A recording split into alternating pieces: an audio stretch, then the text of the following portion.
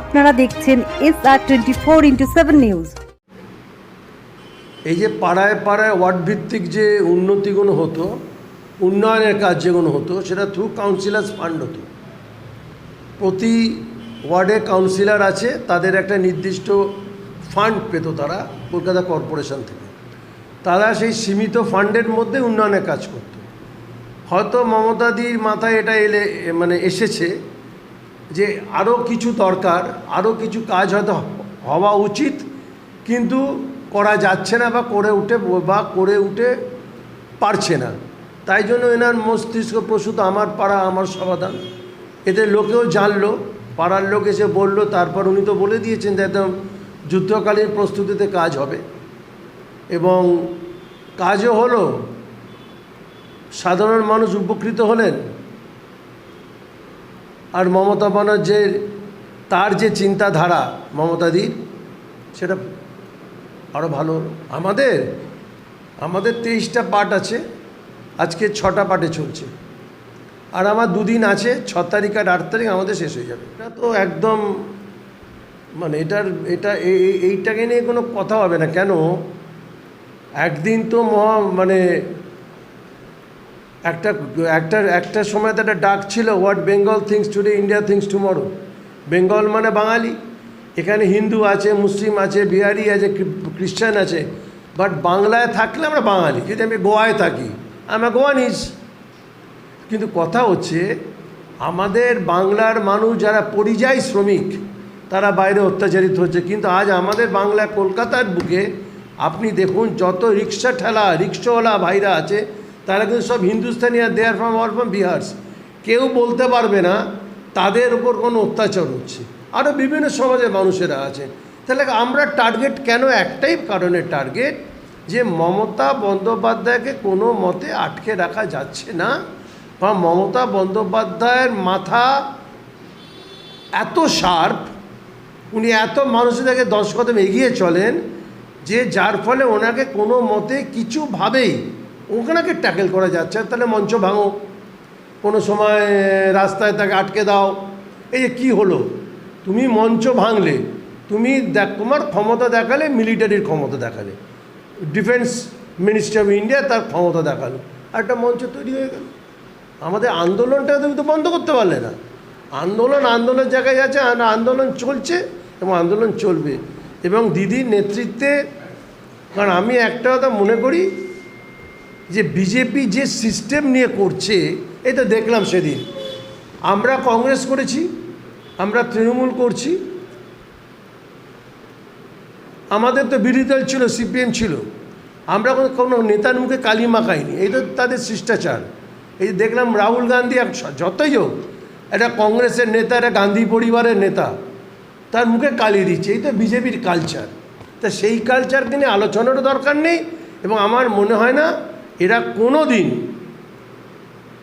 দিন পশ্চিমবঙ্গের বুকে ক্ষমতা তো দূরের কথা, মানুষের আস্থা অর্জন করতে পারবে কিনা, আজকে সেই জায়গায় বিজেপি পড়ছে। এবং আগামী দিনও তাদের এর থেকে বাজে হাল হবে।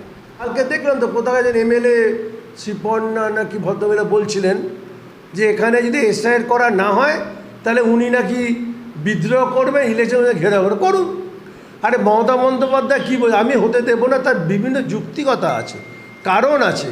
তা সেই কারণগুলো যদি কেউ ফুলফিল করতে পারে তাহলে হবে, নাহলে হবে না। কারণ এটা তো ঘটনা। আজকে গতকাল রাত্রিরে যে জিএসটি মুকুবের কথা হয়েছে, তার চিঠি প্রথম তো মমতা বন্দ্যোপাধ্যায় দিয়েছিলেন ভারতবর্ষের অর্থমন্ত্রী নির্মলা সীতারামনকে। তাহলে তারই কথা যদি মান্যতা পায়, এখন সমস্যা কী জানে, হয়তো বললাম মমতাদি 10 কদম 20 কদম এগিয়ে চলেন।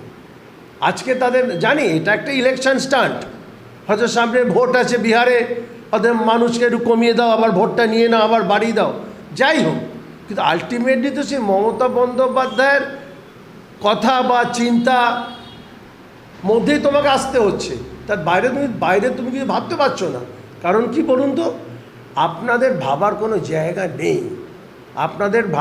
জায়গা নেই, কারণ ধর্ম নামক কার্ড আর চলছে না। আর হিন্দু মুসলমান শিখ কিসের কার্ড, মন্দির মসজিদ গির্জা আর চলছে না। কারণ কী করে চলে, কাল তো নবী দিবস, কিন্তু আমি যেখানে বসে আছি বা আমরা যেখানে পার্টি করি কামারহাটের সামনে মুসলিম পাড়া বুঝছি 10,000 উপর মুসলমান লোক থাকে, কাল তো রবি দিবস, আমরা তো তাদের সাথেই থাকবো, আমরা তো বলছি না আমরা যাব না, আমরা তো বলছি আমরা বলছি ওটার সঙ্গে থাকবো। দেখুন, মানসিকতা যতক্ষণ না আপনি ক্লিয়ার করতে পারবেন, মন যতক্ষণ স্বচ্ছ করতে না পারবেন, মন যতক্ষণ পরিষ্কার করতে না পারবেন, রাজনীতি কেন কিছুই আপনার দ্বারা হবে না। এবং কারণ এদের তো সে চিন্তাধারা নেই, খালি চিৎকার করলে তো পলিটিক্স হয় না। আরে তুমি যখন দেশের ভালো করতে চাইছো, তো তুমি পশ্চিমবঙ্গের ভালো হাজার হাজার কোটি টাকা তুমি আজকে আটকে রেখে দিয়েছো কেন? তা সত্ত্বেও তুমি কিন্তু বাংলাকে দমাতে পারলে না, থামাতে পারলে না। বাংলার মতো এগিয়ে চলছে, আগামীতে এগিয়েও চলবে। আমাদের প্রথম হচ্ছে না, আজকে আমাদের ৫ম ক্যাম্পেনিং হচ্ছে, মানে আমাদের যেহেতু 23টা পার্ট, তো সেটা ভাগ করে করে নেওয়া হয়েছে, যেহেতু আসন্ন দুর্গাপুজোর সামনেই আর কি বাঙালির সবচেয়ে বড় উৎসব, তো ওই জন্য টাইমটা একটু শর্টেজ হয়ে গেছে। যার জন্য আধিকারিকদের সঙ্গে আলোচনা করে, আমাদের বড়ো থেকেই আধিকারিকরা আলোচনা করে সরকারের সঙ্গে সমন্বয় করে 3-4টে করে ক্যাম্পকে একসাথে করে দিচ্ছে। তো আমাদের আর 2 দিন বাকি আছে, আজকে ৫ম। প্রথম দিকে 2-3টে করে হয়েছিল, আজকে 4টে হচ্ছে, 97, 98, 99, 100, 4টে পার্টে আমাদের হচ্ছে আজকে। তো মানুষের যেটা বলবো আর কি, মানে যুগান্তকারী সত্যি দিদি মানুষের মনের গভীরে গিয়ে চিন্তাভাবনা করে, সেটা আরও একবার প্রমাণিত হয়ে গেল। বাংলার মানুষ দেখলো যে মমতাদি বাংলার এখন মানে আগে তো ঘরে ঘরে ছিল, এখন মধ্যে হৃদয়ের মণিকোঠায় ঢুকে গেছে, ছিলেনই মানে আরও গভীরে। কারণ দুয়ারে সরকার একটা এমন জিনিস যে আমাদের মারাও বলেন, আমাদের আগের জেনারেশন, তারাও তো এই বাংলারই, আর আমাদেরও একটা বয়স হয়েছে। আমরা তো কোনোদিন দেখিনি যে কোনো সরকার এরকম হাতের সামনে সরকার এসে পরিষেবা, সেখানে এই পাড়া সমাধানটা মানে আরও ভয়ঙ্কর, মানে মানুষের মানে কোথায় পৌঁছে গেছে, মানুষের রন্ধে রন্ধে পৌঁছে গেছে। এটাই বলতে চাইছি আমি, যে মানুষ কিভাবে উপলব্ধি করছে আর কীভাবে আশীর্বাদ করছে। কারণ আমি দেখছি যে আমরা তো যেহেতু জনপ্রতিনিধি, আমরা রাস্তা, জল, আলো, ড্রেনেজ এগুলো তো অল টাইম পরিষেবা দিচ্ছি, এবং মানুষ যখন যেটা বলছে আমরা সমাধান সারাক্ষণ করি, আমাদের এটাই কাজ। কারণ মানুষ আমাদের নির্বাচন করেই, আমরা সরকার থেকে সমস্ত প্রকল্প এনে বলুন, কাজ বলুন, সব কিছু আমরা করি। কিন্তু এরপরে গিয়ে দুয়ারে সরকার বিভিন্ন প্রকল্প দিদি, এরপরে এই পাড়া সমাধানের জন্য মানুষ এসে মানে আবদার, আজকে আমার পাড়ায় একটু এই লাইটটা করে দাও, এই পাড়ায় একটুখানি গাছ লাগিয়ে দাও, ওইখানে একটুখানি একটা গেট করে দাও, কি এখানটা সিসি ক্যামেরা হলে ভালো হতো। এই যে আবদার, আমরা ঘরেও মানুষের কাছে যখন বলি, ওরকম ঘরের মতো ব্যাপারটা এসে গেছে। মানে দিদি কোথায় পৌঁছে গেছে বুঝতে পারছেন? মানে ইমাজিন করতে পারবে না, যারা এগুলো করে না তারা পারবে না। অ্যাকচুয়ালি কি জানেন তো, কুৎসা যারা করে তারা কিন্তু কোনো কাজ করে না, তাদের কাজটাই হচ্ছে কুৎসা করার। এরা বসেই থাকে পাউডার মেখে টিভির সামনে কুৎসা করব, আর প্রতিদিন সকাল হলে মানে মমতাদির নামে একটা গালাগাল দিয়ে 1 গ্লাস জল খাবো, এটাই এদের কাজ। তো এদেরকে আমরা ধরি না, আমরা জানি। আমাদের দিদিও একটাই শিখিয়েছে, মানুষের সাথে থাকো, মানুষের পাশে থাকো। আমাদের নেতা অভিষেক ব্যানার্জি একটাই কথা বলে, আমরা যদি মাথা নত করি গণতন্ত্রে, মানুষের কাছে আমরা মাথা নত করব, কারণ মানুষই হচ্ছে আমাদের দেবতা। তো আমরা সকলে যখন কাজ করি আমরা ওইভাবেই করি। আর বাঙালিদের উপর অত্যাচারটা কেন হচ্ছে? যেহেতু SIR, NRC, CA এই বাংলায় হতে দেবে না মমতাদি।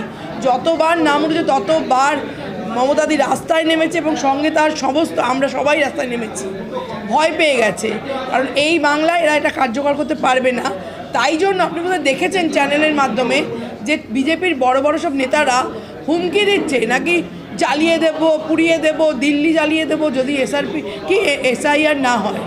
হ্যাঁ, তাহলে জ্বালানোর কাজটা কাদের বোঝাই যাচ্ছে, যারা জ্বালাতে ভালোবাসে। তো বাংলার মানুষ কিন্তু বোকা নয়। এই বাংলা থেকে যেমন মনীষীরা জন্ম নিয়েছে, এই বাংলা যেমন বিপ্লবীরা জন্ম নিয়েছে, আজকের দিনেও কিন্তু বাংলার মানুষ চুরি করে বসে নেই। বাংলার মানুষ নিজেদের আদায় কিন্তু ঠিক করে নেবে, আর মমতাদির মতো নেত্রী থাকলে করে নেবেই, একদম 100% করে নেবে। কাজে এই বাংলায় SIR, NRC, CA হবে না, এটা সম্প্রীতির বাংলা। আর আরেকটা এটা কথা হচ্ছে, এই করতে পারবে না বলেই আজকে বাঙালিদেরকে টার্গেট করে বিভিন্ন স্টেটে হ্যারাস করা হচ্ছে, কারণ পারছে না, মমতাদির সঙ্গে লড়তে পারছে না। কি করবে তখন বাঙালিরা? আরে গাধা, আজকে বাংলা থেকে বাঙালিরা লন্ডনে গিয়ে আমেরিকায় গিয়ে বড় বড় রিসার্চ করছে। বাঙালিদের ব্রেনটা অনেক ভালো, সেটা তোদের কাছে নেই। তোরাই শ্রীরাম শ্রীরাম করেই চেঁচা ধর্মের নামে।